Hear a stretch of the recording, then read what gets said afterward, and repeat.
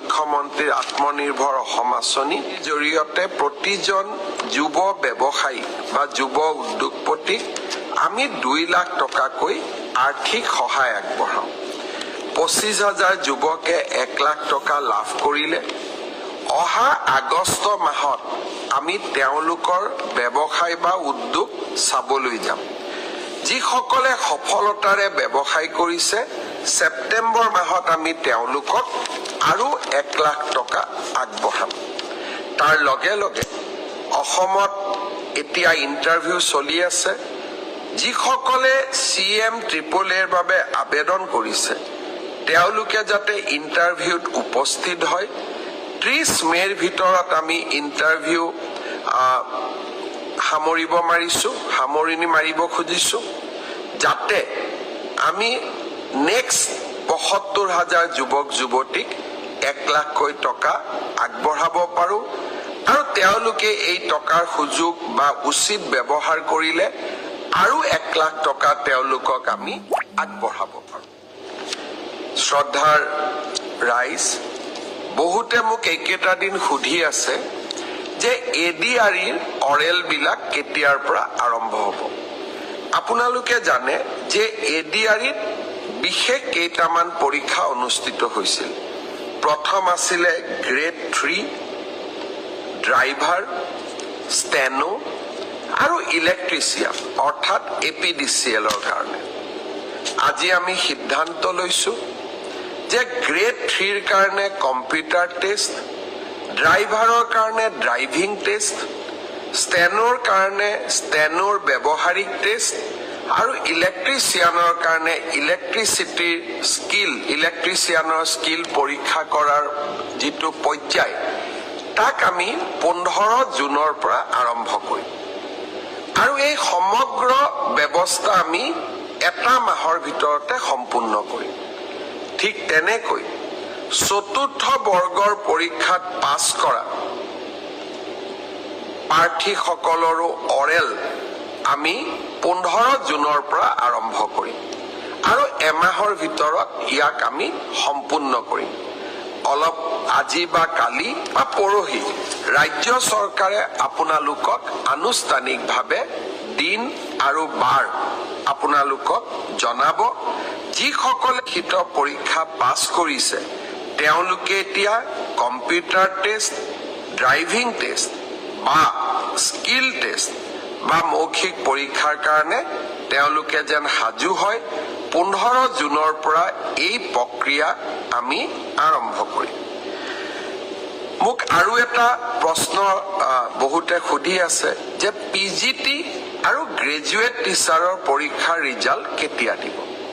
আমি 5 জুন তাৰিখে provisional result announce কৰিম। 5 জুনত প্ৰভিজনেল লিষ্ট এনাউন্স কৰাৰ পিছত আপোনালোকৰ ডকুমেণ্ট ভেৰিফিকেশ্যন হ'ব আৰু যিসকলৰ ডকুমেণ্টছ জেনুইন হ'ব, তেওঁলোককে আমি চূড়ান্তভাৱে পৰীক্ষাত উত্তীৰ্ণ হোৱা বুলি ঘোষণা কৰিম। অৰ্থাৎ পৰীক্ষাৰ ৰিজাল্ট কেতিয়া দিব? উত্তৰ 5 জুন তাৰিখে দিব।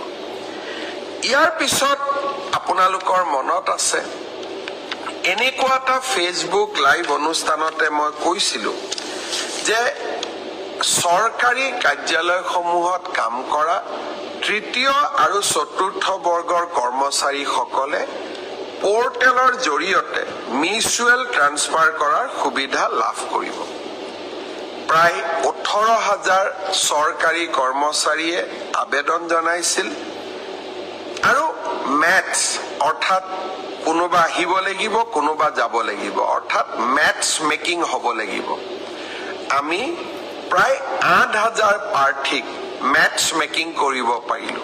অৰ্থাৎ অহা মানুহো আছে, সেই স্থানলৈ যোৱা মানুহো আছে। যোৱাকালি মই এই গোটেই বিষয়টো নিজে পৰীক্ষা কৰিছিলো। মই আপোনালোকক জনাব খুজিছো যে জুন মাহৰ প্ৰথম সপ্তাহত আমি পৰ্টেলৰ জৰিয়তে যিসকল যোগ্য হ'ল, তেওঁলোকৰ ট্ৰান্সফাৰ অৰ্ডাৰসমূহ আমি মুকলি কৰি দিম। অৰ্থাৎ আপোনালোকৰ অপেক্ষাৰ অন্ত পৰিব আৰু আগষ্ট বা অথবা ছেপ্টেম্বৰ মাহত এনেকৈ আৰু এবাৰ ট্ৰান্সফাৰৰ সুবিধা দি আমি পৰ্টেল মুকলি কৰিম। অৰ্থাৎ চৰকাৰী কৰ্মচাৰীসকলৰ লগত আমি থিয় হৈ থাকিম। শ্ৰদ্ধাৰ ৰাইজ, পৰীক্ষাৰ ৰিজাল্ট দিলে, মেট্ৰিকৰ ৰিজাল্ট দিলে, হায়াৰ ছেকেণ্ডাৰী ৰিজাল্ট দিলে, গ্ৰেজুৱেশ্যনৰো ৰিজাল্ট দিব। দুটা আঁচনি আমি আৰম্ভ কৰিব লাগিব ছাত্ৰ ছাত্ৰীসকলৰ বাবে। গ্ৰেজুৱেশ্যন এইবাৰ 2024 আৰু 25 চনত যিসকল ছাত্ৰ ছাত্ৰীয়ে গ্ৰেজুৱেশ্যন পাছ কৰিলে তেওঁলোকক এইবাৰ আমি জীৱন প্ৰেৰণা আঁচনি আগবঢ়াম। নিযুত মইনাৰ হিতাধিকাৰীসকলে এই আঁচনি লাভ নকৰে, আন সকলো যুৱক যুৱতীক এই আঁচনি আমি আগবঢ়াম। 1 জুনৰ পৰা এই জীৱন প্ৰেৰণা আঁচনিৰ আবেদনৰ পৰ্টেলটো আমি মুকলি কৰি দিব খুজিছো। 2024-25 চনত অসমৰ যিকোনো বিশ্ববিদ্যালয়, প্ৰাইভেট ইউনিভাৰ্চিটিৰ পৰা পাছ কৰিলে নহ'ব, যিকোনো চৰকাৰী বিশ্ববিদ্যালয়ৰ পৰা পাছ কৰা স্নাতকসকলে এই জীৱন প্ৰেৰণা আঁচনিৰ বাবে আবেদন কৰিব পাৰিব। এই আঁচনিৰ জৰিয়তে আমি কি পাম? প্ৰতি মাহত আমি 2,500 টকা কৰি এবছৰৰ বাবে আমি লাভ কৰিম।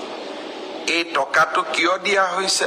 যাতে আপোনালোকে ইণ্টাৰভিউত এপিয়াৰ কৰিব পাৰে, ইণ্টাৰভিউৰ বাবে নিজক প্ৰস্তুত কৰিব পাৰে, আৰু দেউতা মাৰ পৰা যাতে আমি অন্ততঃ 1 বছৰলৈ টকা পইচা বিচাৰিব নালাগে।